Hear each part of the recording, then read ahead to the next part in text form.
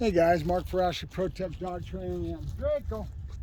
Now, I've done a few things with him since I've had him back. It's not been all the collar, but we are emphasizing layering in the collar with Draco. But I wanted to talk about something that is relevant to the collar and to Draco.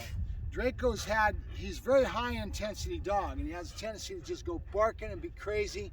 So his owner's using a bark collar to shut him up, which is not a bad thing. I mean, you're gonna have to do something because a dog like this will just go nuts and he'll drive you crazy. So the thing is though, to understand stimulation and understand where a dog's head's at and what you have going on, you have to understand that the dog will be just like a child, and I've told this before, where Joey's sitting on the couch and you're saying, Joey, I need you to take out the trash. Joey doesn't hear you because he's into his game or he's watching TV or something. Joey, I need you to take out the trash. Joey, and about the third time you walk up, smack him on the head, and he goes, what's going on? It's because there's stimulation that's overcrowding his brain and he doesn't register it at all. Well, the stim collar is the same way. Any type of stimulation in the environment, smells, other type of stimulation that may take his brain away from it, he's going to shut it off. Well, in this case, he's already had a bark collar on. So what's happened is that he has already learned to tough it out. He'll fence fight, get on that dang fence, and he'll take a 3 or 4, even a 5 on a bark collar, which is pretty hard. They're designed to nip him for the barking. And so he will tough it out and he will bark his way through that and actually have an intent. So he's learning with that to shut it off, okay? It'd be kind of like your mom sitting there nagging at you, just like I talked about Joey, and she's always nag, nag, nag, nag, nag. After a while you tune it out, right? Well, that's what environment does to the dog and their brain. They tune it out. So now I have to go to a higher level to get his attention, okay? Because his brain has already learned to tune that out, because he's already toughed it out with a bark collar, right? I would much rather have a dog that doesn't have any association at all towards the bark collar and figure out where his working level's at and start at the lower level and teach him to turn that off and set in and layer in that collar in the proper way. Well, with Draco, he's so intense with his attitude. His brain is everywhere right now, right? So it's going to take a little work, and I'm trying to figure out what is his working level. Well, we have to raise it to about a 6 or an 8 probably to get his attention. And you don't want to do it as punishment. You just want to teach him to turn off that stimulation that he feels. Once his brain registers on that, and you do what's called the 3-way turn off, and you do it enough, with enough mix up within your things. Right now we're going to be pushing him towards the table, same thing I've already been working on. And then as you go along with time, the dog will start to register that it goes away when he complies. And we're used to using a hot cold. He's off the table, and all of a sudden he touches the table with his 2 feet. Up, yay, good. And right away it goes away. So we're just trying to get him enough context, enough pattern sets that he starts to understand what's getting that stimulation to go away. Is he doing it because he's feeling aggravated by it? No, we want it at a low impulse. But again, that's the nature of what we got to deal. Every dog is different. Every situation is different. You have to be intuitive enough to figure out what it is that's going on. So with him, I'm not getting my normal level. Normally it'd be about 4, 6, 8 would be the normal level that he would feel. This dog's going to start probably about an 8. So let's go find out if I can get his working level, and we'll go from there. So I'm going to go this way and have him facing you, and hopefully you'll see the difference. And if he's close enough to the camera, you'll see him registering what he feels. I'm at a 5 right now. I'm going to take it down to a 3 to start. Draco, let's go. Up. Good boy. And all I'm trying to do is get him in a neutral lab situation where there's no distractions out here and he's as low key as possible. I see. Good. And then I'm going to hit it on a 3. Button's on. Wow, he felt it right there. You see him jerk his head? I'm going to try it again to test it. I'm going to go to a 4. I want something that really registers to him. I don't want to yelp, but I want him to give me a sign that he really feels it.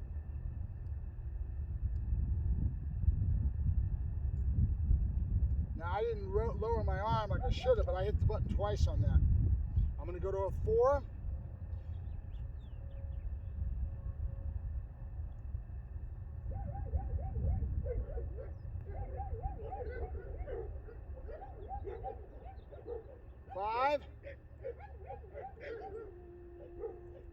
Yep, I got something going on over here. Draco, quiet. You be quiet. Come on, baby. Come on. There we go. Up. I see.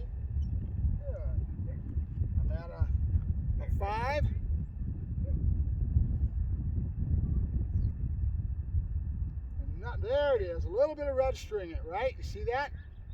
I'm going to try it again to make sure where it's at. I'm going to go to a 6. You notice how he shuts it off. He shuts it off because he's already learned to turn this out. That's why I don't like using a stim collar with a young dog. I like to make sure I have a good communication baseboard. He has all the lexicon in his head on heel, sit down, stay, the basics, and then I start to layer in the collar, and only then, as an extension of the leash. I don't use it as a punishment tool, or I try not to, though we will nick the dog as we go along once he understands it and you've layered it in properly. Aussie. Draco.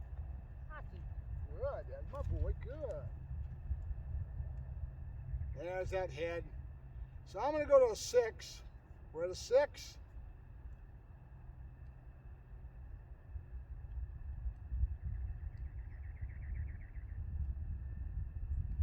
And I feel like he knows it. When I go to 7.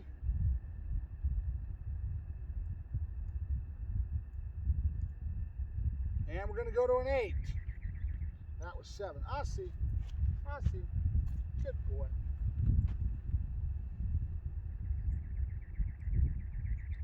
I'm going to go to an 8. Dang it, it keeps floating down on me. I see.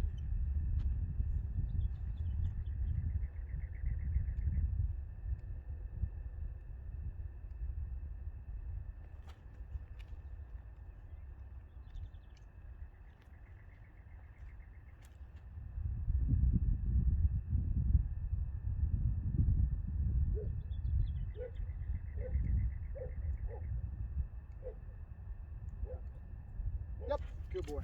All right, I think he feels it on that. He's not registering it because these other stimulations are taking him away from it. But I'm going to go down to a 7 again, maybe even a 6. Up. Good boy. Good. 7. Yep. Up. Good boy. Good. There you go. Good. Yep. Now, he didn't give me a good registration, mainly because he's learned to tough it out. And that means it's not novel to him. If it was novel, if it was something that he wasn't used to, maybe that's the wrong word, maybe it's opposite. I'll have to look it up. But bottom line, if it's something he's not used to at all, he'll register it. He's used to this. And so because of that, I don't want to go up to a level that's detrimental, that causes punishment, because I don't want his brain to think that. I want his brain to think this small little tingly feeling went away when I complied. So I've got it as 7. Logic tells me he can feel it. Up. Good boy. Good. There you go. Good boy. Good. Good. Yep. Good boy. Good boy. Draco. Up. Good boy. Right when I said hup, moved him towards the table, I gave him the button, right? Button on, button off. Yep. Good boy. One more time, we're going to end. Draco. Hup. Good boy. Good. And I feel like he knows he's feeling it. It just makes logical sense to me because I know my dogs. I know which level that they feel it. He's just learned to tough it off and he's tuning it out, right? And I don't want to go to a level that causes discomfort. I just want him to understand that goes away when he complies with something. So I'm going to keep up my patterns, keep working on it, and then as time goes along, when I feel like he understands it with the patterns that I'm setting, then I'll take it to a level that might be a little bit more discomfort in it, right? But I don't want to raise it. We've got to use the tool properly. The tool's only as good as the person using it. So here's a good example of a dog that's not showing it. A lot of times you'll see these seminars, guys will go out and they'll give a demo with a dog that's never felt it, and you see a dog cocking his head, putting his head to the ground and saying, what is that, right? Well, this dog's already been past that. So we've got a whole different critter, and he's a tougher dog. So now what I'm going to do is I'm going to walk out and I'm going to start doing the with me command and letting him come back to me. So all I want on this one is he walks around and he already knows a conditioned heel. So all I'm going to do is say his name, and right when he turns to me, doesn't have to come all the way back to me, but right as he turns and registers that he's wanting to come back, I'll let it go and it'll be the same thing. When you comply, it goes away. You know, I don't care if he comes all the way back to me, right?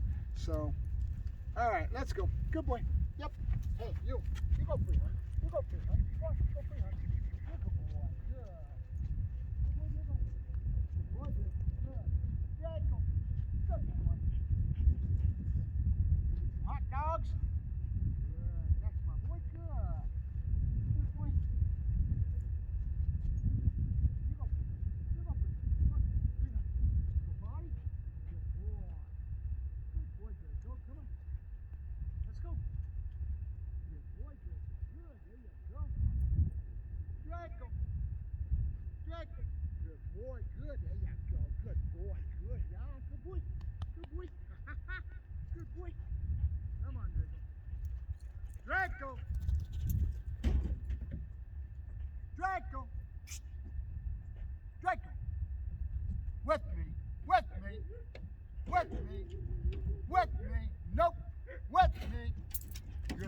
good. There you go. Good. Good. Good boy, Draco.